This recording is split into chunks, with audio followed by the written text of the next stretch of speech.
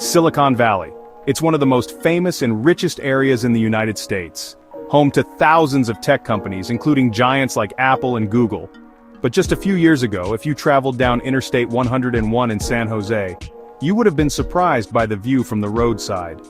In the middle of 30 hectares of woodland was an area known as the Jungle, a shantytown of tents and shacks.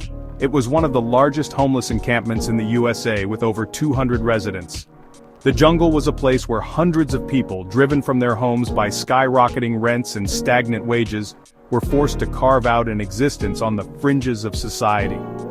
This wasn't some far-off problem, it was happening in the backyard of the world's richest companies. The contrast was jarring. On one side you had engineers designing the future, cashing in stock options worth more than most homes. On the other, you had families struggling to survive, their belongings crammed into shopping carts, their futures uncertain. The Jungle, in all its harsh reality, exposed the dark underbelly of the Silicon Valley dream. So how did we get here? How did one of the wealthiest regions in the world become an epicenter of homelessness? The answer is complex, a perfect storm of factors colliding. At its core is the issue of housing. The tech boom, while creating enormous wealth, also sent housing costs soaring. Rents skyrocketed, pushing even middle-class families to the brink. But it wasn't just rent. Stagnant wages, job losses, and unexpected medical bills all played a role. People who were already struggling, living paycheck to paycheck, suddenly found themselves unable to keep up. One missed rent payment, one medical emergency, and they were out on the streets. The safety net, already frayed, was simply unable to catch everyone falling through the cracks. And so the Jungle grew. The tech boom, while a blessing for some, turned into a nightmare for others. Housing costs went through the roof, and many just couldn't keep up. The Jungle wasn't just a collection of tents, it was a community, albeit one forged in hardship. Each resident had a story, a unique set of circumstances that led them there. There was Maria, a single mother who lost her job and was evicted from her apartment when she couldn't make rent. She ended up in the Jungle with her 2 young children, determined to shield them from the harsh realities of their situation. Then there was David, a former software engineer who spiraled into addiction after a layoff. He lost everything, his job, his family, his home. The Jungle became his refuge, a place where he could find a semblance of community amidst his struggles.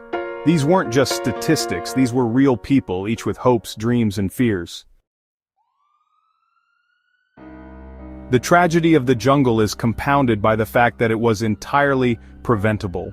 The resources existed to address homelessness, but they were often tied up in bureaucracy or simply insufficient to meet the growing need. Budget cuts had decimated social services, leaving the most vulnerable with even fewer lifelines. Shelters were overcrowded with long waiting lists and strict rules that many found difficult to navigate.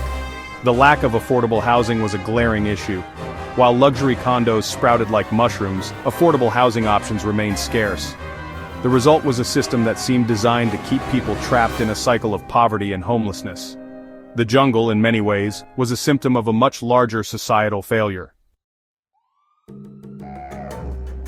Life in the Jungle was harsh. Residents faced constant uncertainty, living with the daily threat of eviction, disease, and even violence.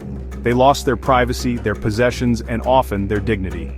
The elements were unforgiving, with scorching summers and frigid winters. Access to basic necessities like clean water, sanitation, and healthcare was a constant struggle.